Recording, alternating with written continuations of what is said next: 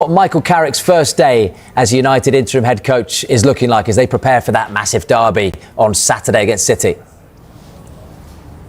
Pretty hectic, I think, is the easiest way to describe it. It's been a baptism of fire, I think, for Michael Carrick. We saw him and his longtime friend and confidant, Jonathan Woodgate, arrive at 7:51 this morning at Carrington's training ground. We can show you those pictures as they sped in nice and early to get themselves prepared for what is a big day for Carrick and a big day for the Manchester United squad as well. And my understanding is that whilst the entire new coaching staff was in place here at Carrington by 8:30 a.m, the players weren't far behind them. We saw the players starting to arrive before 9 a.m, and they were all here shortly after 9 a.m, and they had a team meeting, a full squad meeting pretty early doors, where Carrick introduced himself and the new coaches to the squad and tried to explain to the players exactly what his ethos is, what he expects of them, how he's going to work, what type of football he wants to play. But I think he accepts as well that that's going to take a bit of time to bed in. They've got only 3 training sessions before that big game on Saturday, remember, and they've got to get to know each other, because whilst Trevor Binion and Michael Carrick and Jonathan Woodgate and Johnny Evans all know each other from Manchester United, none of them know Steve Holland, who was the real surprise and the big coup that was brought into the coaching setup after his incredibly impressive history with Chelsea and with England, of course. And so a big day for Steve Holland, taking things the helm, I think, on the training ground and getting to know the rest of the coaches.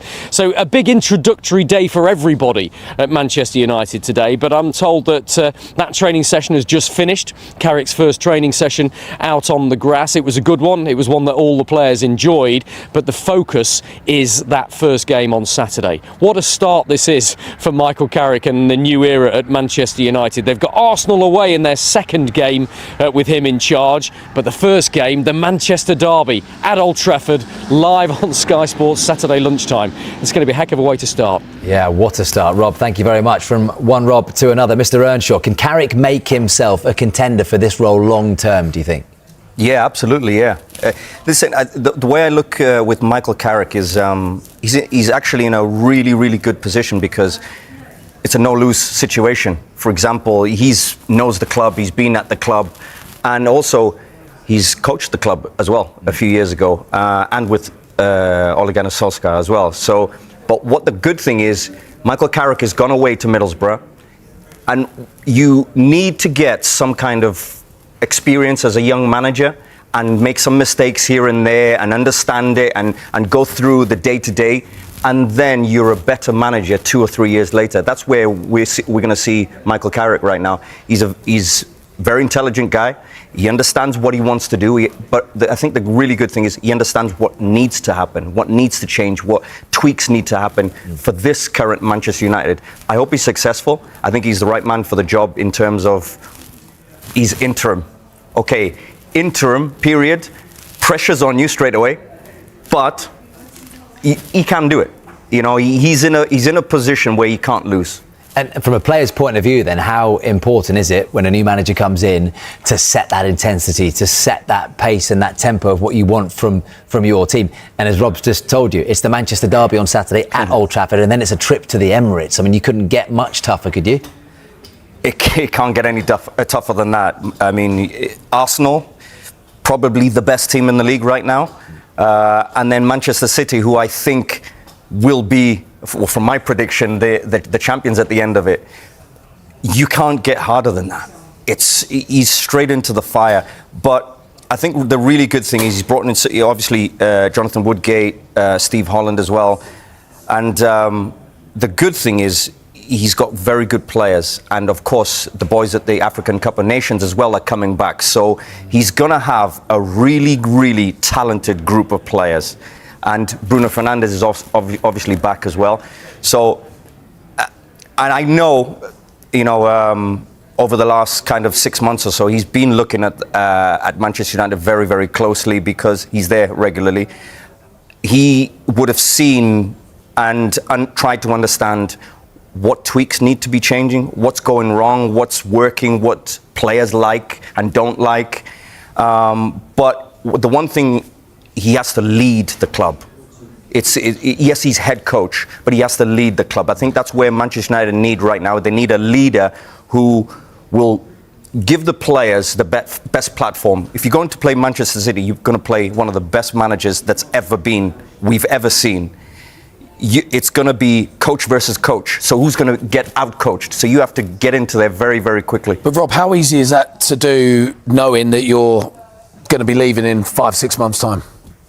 Michael Carrick. Yeah. How easy is it to implement all that in there, knowing that, you know, you're going to be leaving the job 5-6 months' time? You mentioned interim. I know Manchester United are using the head coach term still, but we know that come the summer, United are going to be looking elsewhere for their manager. Yeah. The difficult thing is, and this is almost every football club, and we have to really pay attention to this, because I see this. It's a really negative thing in football that we do not give people enough time. Okay, you come in as interim, you've got 4 or 5 months. Okay, that's your period. So you have to show enough, like Ole Gunnar Solskjaer did, because I think he came in a few years ago as interim originally, but did so well, really lifted the team, lifted results, all of those things that you have to do because you're interim. It's very different than if you're a manager appointed and then you're given a 2-year contract, for example, and then you come in and then 3 or 4 months, you know, we look at Ange Postecoglou, people like that you're in 4 or 5 games, people say, no, he's not good enough. No. Football is about time. You can't get past that. And every manager in the whole Premier League will tell you, I need time. It's because they understand they got 800 staff in the building to take care of, and also get this 11 on a certain day to be absolutely perfect, because in 3 days' time they're not good enough, and 3 days later they're amazing, they're the best thing ever. But it's very difficult. But I would give Michael Carrick this, though. I think he's going to do very well, because I really think that Manchester United right now are in actually a very, very good position. They're better than they were 14 months ago, so he inherits a very, very good squad. And I really like Bruno Fernandes and Mbeumo, Amad Diallo, Cunha. I'm a big fan of. I think he's a genius. So, and then Sesko is now into fire. So you've got so many positives there for him for the next few months. But it is going to be very, very difficult. In the job as Manchester United head coach, but his return to the club was confirmed last night. So what are his priorities at Old Trafford? We can go live to the club's training ground now and join our football correspondent, Rob Dorset. Right, Rob, good morning to you. Beautiful backdrop. Day one for Carrick. What is on that all-important to-do list?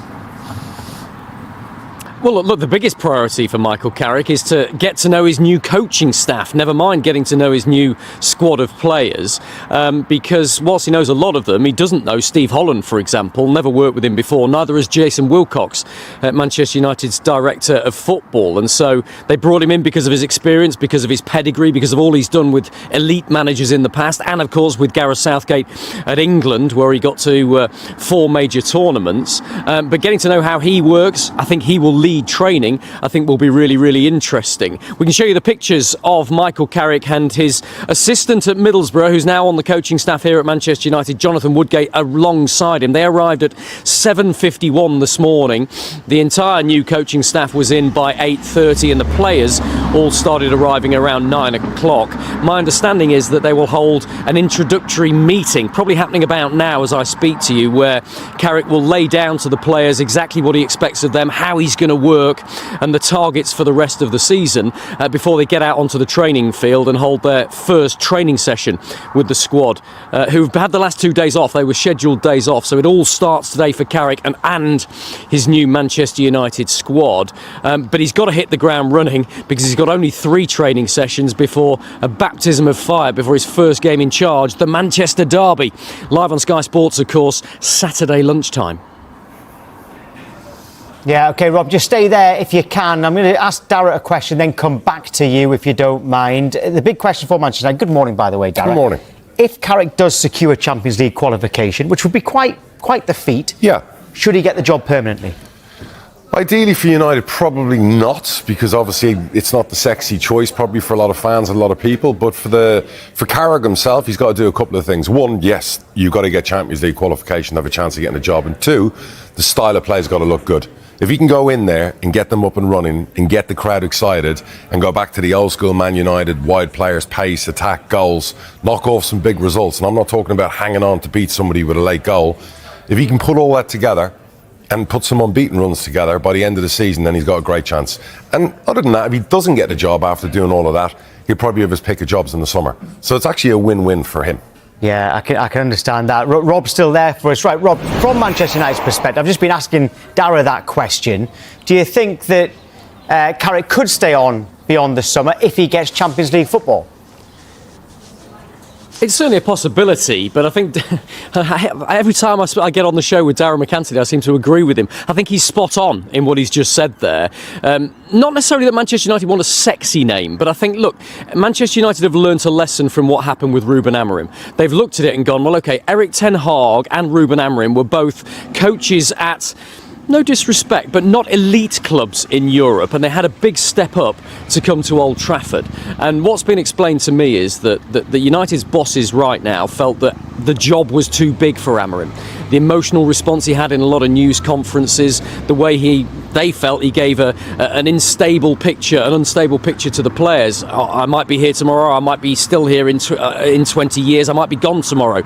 I'm rubbish, the players are rubbish, the players are brilliant. Those mixed messages, they felt, created instability and showed a lack of experience and a lack of ability to cope with a job of this magnitude. And from the people I spoke to close to Amorim, made it clear to me that Amorim was surprised at just how much noise there is about Manchester United, both inside and outside the building. So I don't think Manchester United want to make that same mistake again. I think when they go for a new head coach in the summer, they will go for some of the very big names. Maybe Carlo Ancelotti, maybe Luis Enrique, maybe Thomas Tuchel. That's the calibre of coach I think they're going to look at. Whether Manchester United can attract that calibre of coach for where they are right now, possibly not offering European football, certainly budget's very, very tight. The club's still in transition as they build for the future. I think that's a separate question, whether they can attract that calibre of coach, but I think that's their plan. And so that might make it difficult for Michael Carrick to try and compete with those, because he just hasn't got the same sort of CV that Ancelotti and Tuchel, etc. have got. But Dara's absolutely right. He's the man in possession right now. If he can get off to a good start in these really difficult opening games against Manchester City and Arsenal, those are the first two games he's got up, and if he can achieve Champions League football, then he can't do much more than that, and he will certainly be considered as a candidate if he can achieve that for Manchester United in the 17 games of the season he's got left. We are running a poll this morning. It's quite simple. Should Carrick get the job if he gets Champions League football? It's very, very split, actually. 52% saying no, so not far off 50-50 there, 48% saying yes, he should. Darren, in terms of in January, every manager wants reinforcements, but sure. Carrick, he is officially head coach, but his contract is until the end of the season. Do you think he'll have any say on transfers? I don't think he'll have a massive say. I'm not sure if previous managers had a massive say recently, but I think, look, in his inbox, his in tray, what's Carrick got to do? He's obviously got to win over the players. He's got to win over the fans. He's got to win over the media. He's got to win football games. He's got to do it stylistically really well, and he's obviously got to get them in the Champions League. I don't think he's worried about who they can sign this month. He's got to work with the group that he's got. He's got to bring them all together. The last couple of games haven't gone to plan under Fletch, so they got to look at that and go, right, how do we hit the Champions League and how do we do this? So, like I said prior, this is perfect for Carrick, because if he goes in there and he has a good go, and let's say he falls short and he finishes 5th or 6th, but it looks good on the eye, he'll have his pick of some big jobs in the summer. If he goes in there and hits 4th place, and they do it with style, and they score a lot of goals doing it, then you'll have the clamour from the fans to want to give him the job. For the owners, it'll be an easy decision. So it's going to be really interesting to see, but I like the backroom staff they put together. He's got a lot of experience in there. The Steve Holland one was an interesting one, and probably the surprise for me, and probably the best one they've done. Right, actually, I want to get to Steve Holland in a moment, Rob, but just on those transfers, do you think Carrick will have any say? I'm just trying to think. Permanent transfers, maybe not, but in terms of maybe loans with options to buy, maybe he would be back. That's just me speaking out loud. Look, United won't change the system. Whoever the head coach is, whether it's Ruben Amorim or whether it's Michael Carrick, the system remains the same and the plan remains the same. And that is that, of course, the head coach is consulted before any recruitment is carried out. So Carrick will have a say. But look, I don't want to give the impression that I expect Manchester United to do a lot of business in the January transfer window. I don't. There's a big part of me that thinks they might not bring anybody in this month. Yes, they were in for Semenyo and missed out to Manchester City, but Semenyo Antonio was a long-term target for Manchester United, and they knew that the only chance they had to get him was in this January window. So they brought forward their plans, and they would have made the money available. That doesn't mean they've suddenly got £65 million to spend elsewhere on players. They just won't do it because they've had a long-term plan over several transfer windows to reorganise and restructure the squad. The summer transfer window was all about the numbers, the data they'd done in the background that said, look, we aren't scoring enough goals. The quickest way to get us up the table is to score more goals. And guess what? This season, Manchester United are scoring more goals. And guess what? They've gone up the table. They're 7th in the Premier League with a chance of making Champions League football. So on the face of it, even though there's still a lot wrong with the squad and the club right now, that bit seems to be working right. They got that right. It was always the next transfer window where they were going to address the next big problem in the squad, one that they're struggling with now. They desperately need a central defensive midfield player. They're looking at João Gomez. They're looking at Adam Wharton, Elliot Anderson, Carlos Baleba. These are the big names that they want, but you're talking £80 million probably for each of those. Manchester United would like to get 2 if they possibly can. So they're not going to spend money this January that will prejudice their chances of getting the big names in and sticking to their plan in the summer. And Michael Carrick will have to fall in line with that. And Ruben Amorim did. He didn't like it. He wanted to strengthen in January, and there was some friction between him and Jason Wilcox over that. There won't be friction with Michael Carrick. He's come into this job with his eyes open. He knows he's got to work with the squad that he's got. And Darragh, you brought up the coaching setup. Rob, you know that Steve Holland is coming in, as Darragh mentioned. Jonathan Woodgate, who's worked with him in the past, has come in. Steve Holland has been at Chelsea. He's understood the pressures of being in the England setup as well.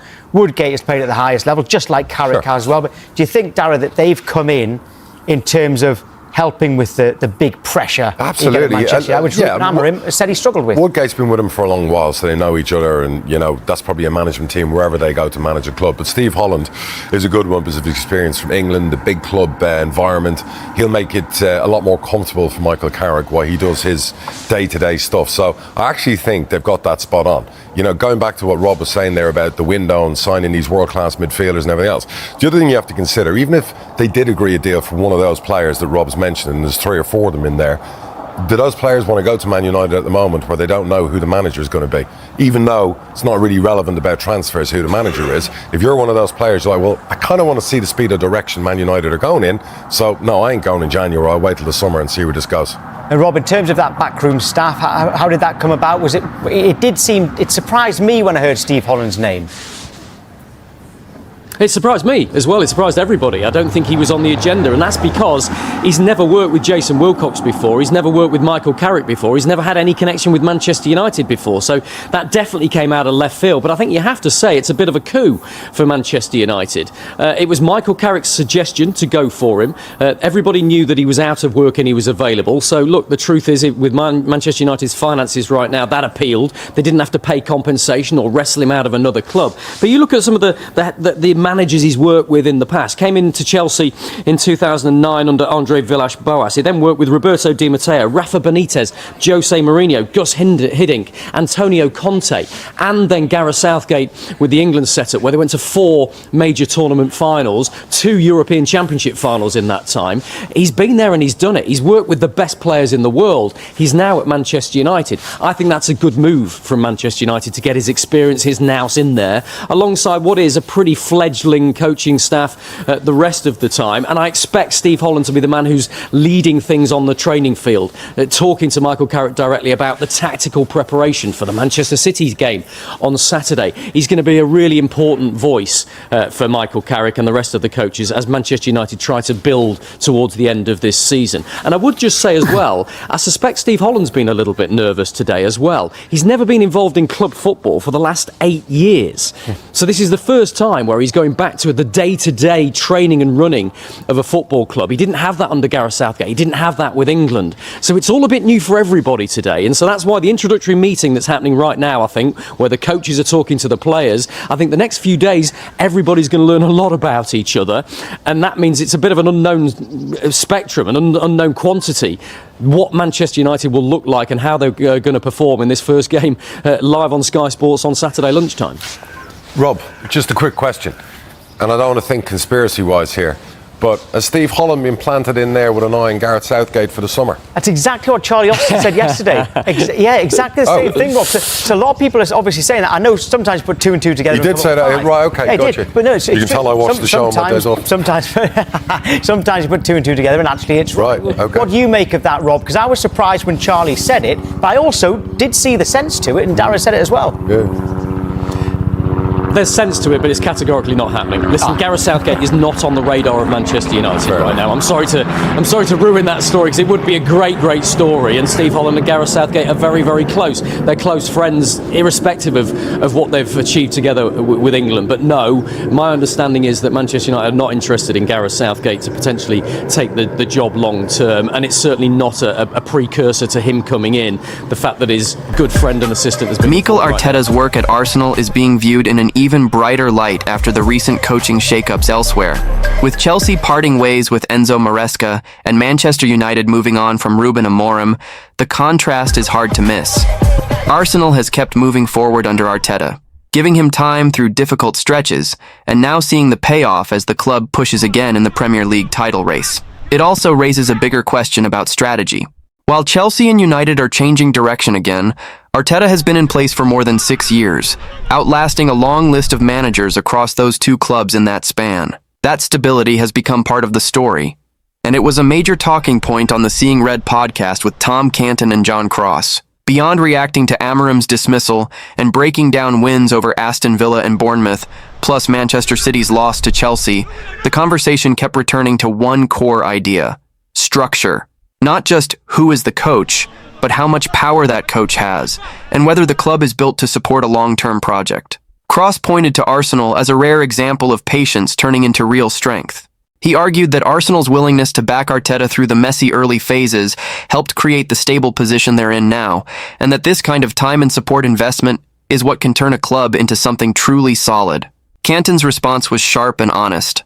Arteta's arc, he said, has almost become a problem for other clubs, because it tempts them to keep coaches they probably shouldn't.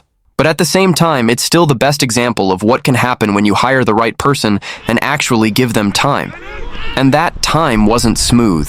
The discussion highlighted how Arsenal could easily have pulled the plug early.